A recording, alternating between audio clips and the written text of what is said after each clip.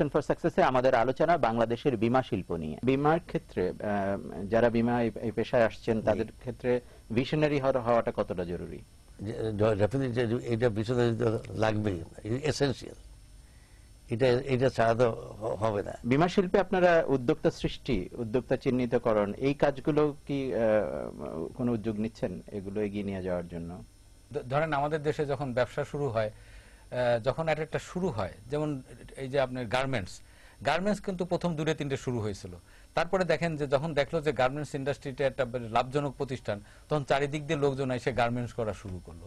যখন দেখবে যে বীমা শিল্পটা উপর, যেমন এখন ব্যাংকে জয়েন করে, ছেলেরা লেখাপড়া শিখেই ব্যাংকে জয়েন করে, বীমাতে আসে কম। যখন দেখবে যে বীমা শিল্পটা সেরকম ভাবে এর অ্যাক্টিভিটিজ এবং এর প্রসারটা ভালো হচ্ছে, বা একে মানুষের এর মানে যথেষ্ট গ্রো করছে, তখনই কিন্তু এরা আমাদের দিকে, ইয়ং জেনারেশন আমাদের এই বীমা শিল্পে তখন তারা ঢুকবে। বীমা ক্লেম দাবি ঠিকমতো পরিশোধ করা হয় না, এবং ক্লেম পরিশোধটা নির্ভর করে সম্পর্কের উপরে। সম্পর্ক ভালো হলে ক্লেম পরিশোধ হয়। আমরা যারা ব্যবসা করি, আমরা আনি 10, মানে ধরেন 1 লাখ টাকার জিনিস আনলাম, আমরা বীমা করলাম মাত্র 10,000 টাকার, জাস্ট করতে হয় তাই। গাড়ির লাইসেন্স দেখবেন, গাড়ির লাইসেন্স যে করে আর কি, রেজিস্ট্রেশন করে যে ইন্স্যুরেন্স করে, দেখা যায় যে ফার্স্ট পার্টি করলে অনেক টাকা লাগে, 20,000, 30,000, 40,000 টাকা লাগে, সে একটা থার্ড পার্টি ইন্স্যুরেন্স করে বসে থাকে আর কি।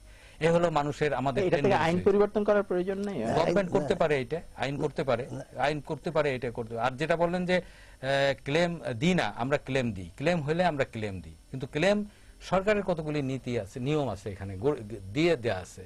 যেমন surveyor it is registration by the government, এবং সেই সার্ভেয়ার দিয়ে আমরা সার্ভে করি, সার্ভে করে দেখে যে জিনিস, যে তারা যে ক্ষতিপূরণটা দেয়, সেই ক্ষতিপূরণটাই আমরা দিই। আবার রিইন্স্যুরেন্স করি, যেহেতু রিইন্স্যুরেন্স যে করি না এই কথাটা বলাটা ভুল। রিইন্স্যুরেন্স না করলে যদি বাই চান্স লস হয়, ওই কোম্পানিকে সবই দিতে হবে। যদি বীমা পেশায় আগ্রহী নতুন প্রজন্মের জন্য আপনার পরামর্শ কি হবে? এটা তো আমরা আগেই বলছি যে যথেষ্ট যদি আপনার সুযোগ সুবিধা দেন, ট্রেনিং এর ব্যবস্থা করেন। যেমন আমার এখানে প্রচুর লোক আসতেছে এখন আপনার জয়েন করার জন্য। উই আর গিভিং দেম, ওই যে বললাম যে ইন্স্যুরেন্স একাডেমি মালয়েশিয়া, আগে আপনার 10-15-20 বছর আগে মালয়েশিয়ার লোকজন এখানে পড়াশোনার জন্য আসতো। এখন আমরা যাচ্ছি ওখানে মালয়েশিয়া ট্রেনিং, নাইস ইনস্টিটিউট। আমরা যথেষ্ট পয়সা খরচ করতেছি, এবং এর জন্য আপনার লোকজন আসতেছে আপনার এখানে। এবং সবাই যদি আমরা এখন তো ইন্স্যুরেন্স নতুনভাবে আপনার ধরেন অ্যাসোসিয়েশন হয়েছে, আমাদের কবির ভাই এখানে চেয়ারম্যান হিসেবে আছেন। আমরা মানে we are trying hour level best to grow, how to grow this industry. এটার ব্যাপারে আমরা ট্রেনিং এর সাইডে অলরেডি সেদিন আমাদের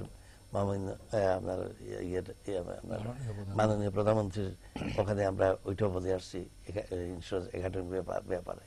আমরা ইন্স্যুরেন্স অ্যাসোসিয়েশনের থেকে ট্রেনিং এর ব্যবস্থা যথেষ্ট করেছি। জনাব শেখ কবির, কোন আশার বাণী শোনাবেন সাধারণ দর্শকদেরকে?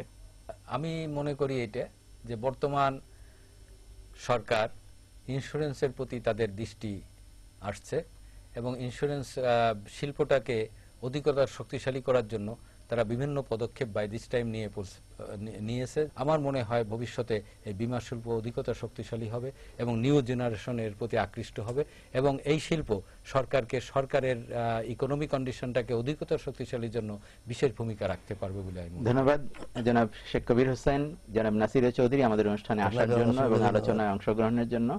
কোর ভিশন ফর সাকসেসের পক্ষ থেকে ধন্যবাদ। আপনাকেও আমাদের পক্ষ থেকে, বীমা পরিবারের পক্ষ থেকে আপনাকেও ধন্যবাদ। দর্শক, বীমা সারা